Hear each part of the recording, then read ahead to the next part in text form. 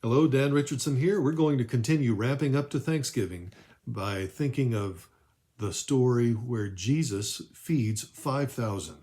We looked at one of the passages about the feeding of the 4,000. Remember, he did this miraculous feeding two times, once for 5,000, once for 4,000.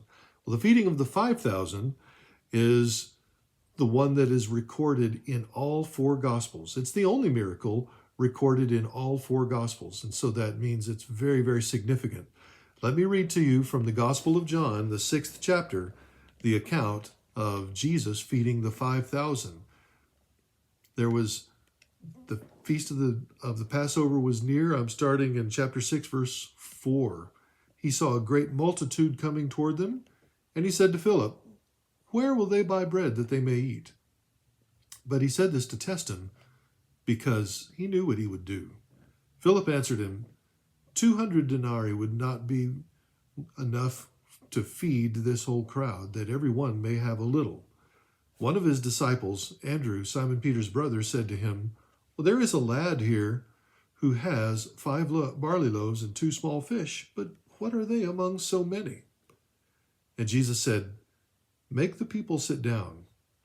Now there was much grass in the place, and so the men sat down in number of about 5,000.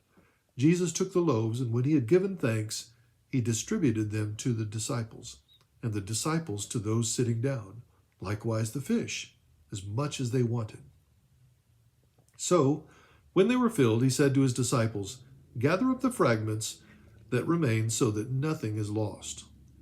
Therefore they gathered them up, filled the 12 baskets with the fragments of the 5 barley loaves, which were left over by those who had eaten. Then those men, when they had seen the sign that Jesus did, said, "This is truly the prophet who is come into the world."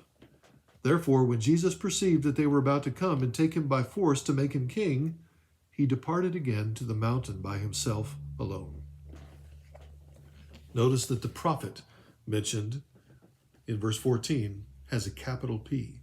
If it doesn't, it should, because this is the prophet that had been foretold by Moses back in the book of Deuteronomy, saying there would be a prophet arise, and that prophet would be in the line of Moses, would be a similar figure to Moses.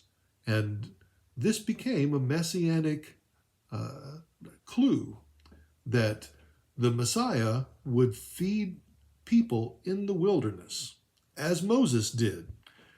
Moses fed them in the wilderness with manna. Well, it was God, the power of God working, of course. But under the leadership of Moses, they got fed in the wilderness. And they expected that to be a sign of the coming Messiah.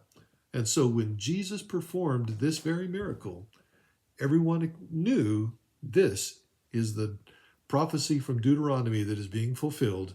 And they knew Jesus would be the Messiah. And that's when they were trying to take him by force and make him king.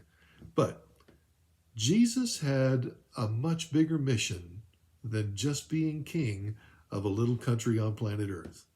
His mission was to seek and save the lost. Notice, he wanted them to gather up the fragments so that nothing is lost. Jesus is very interested that nothing be lost. Give thanks. Be blessed.